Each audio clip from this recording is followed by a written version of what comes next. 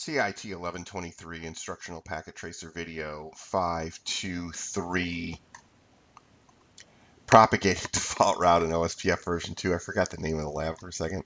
All right, we're not doing a whole lot in this one. This is a pretty easy lab. What we've got is a setup of 3 routers, 3 LANs, and a connection out to the internet. And what we have right now is nothing. We have no static default route on router 2, which you should have learned in 1122, that you need a static default route to get out to the internet for sure. So we don't have one, and what we're going to do is we're going to create one, and then we're going to propagate it over to routers 1 and routers 3, and then all of our devices are going to be able to get out to the internet. If we look at router 2 now, I do want to show you a quick show run, and show you how it's set up. We do have a couple of cool things going on here. We do have our router here, router OSPF1, and we have passive interfaces set on G0/0 on this interface, and also on serial 010, which is this interface over here. This is your internet service provider's interface. So you're not sending any OSPF messages out this way. However, they did add that network into the routing table, which they probably shouldn't have done. And I would tell my students, and I'm telling anyone else that's listening, not to add your ISP's network into your OSPF system, but who cares? The main thing here is this, is that the rest of it is set up right, and if we did a show IP route, you can see that we are learning about the other networks through OSPF. So OSPF is functioning properly on router 2, but we are missing some parts. So parts that we're missing are the static default route here, and then the propagation of the static default route to routers 1 and routers 3. Real quickly, let's go to PC1, and we'll do the ping like they're asking us to do. And you can see that it is failing. So we do have a problem. And if we look at the config on router 1, or if we look at the routing table on router 1, we can see here, let me go ahead and stretch this out a little bit, make it a little bit easier to read, that we do have some OSPF networks, but we do not have a default route to get out to the internet. So let's go ahead and change that. So the best way to do that, the way we like to do that in OSPF, is we would like to set up the static default route, and then in OSPF we're going to use the default information originate command. That's going to solve all of our problems.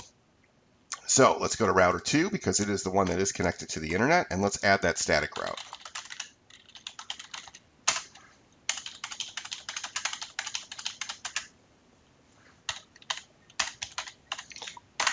And that's done. Okay, cool.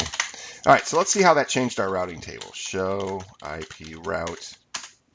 It added this static route right here, and now we're looking pretty good. PC2 should be able to ping the web server at this point. Let's give it a shot. Ping 64.100.1.2, and there it is. There's our ping. So that's now functioning. That was not working before. But if we go and check for PC1, if this is fixed, guess what? This is still going to fail because there's still no static entry for router 1. So let's look at router 1 again, just for kicks. And in router 1, if we look at that routing table, there's no static default entry. So creating a static route, let's do a show IP route. Creating a static route on router 2 isn't going to change anything for router 1. They are OSPF neighbors though, so if we redistribute this static default route in OSPF, then it will start working. So let's do a couple things here. And they're just letting us know this is right where we are here. Router OSPF1 default information originate. So let's go ahead and do that. Configure T router OSPF1. Default information originate, and enter, and that is now set. Okay, so what happened on router 2? Let's take a look at the routing table.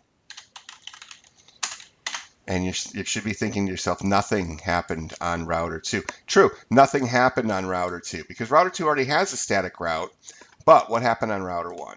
Let's go look at router 1, and we can look at the routing table here, and then let's do it again, show IP route, watch what adds. There's going to be an OE2 route added for static default. So this shows me that I've learned about a static route that was injected into the system. It wasn't learned through the standard OSPF process.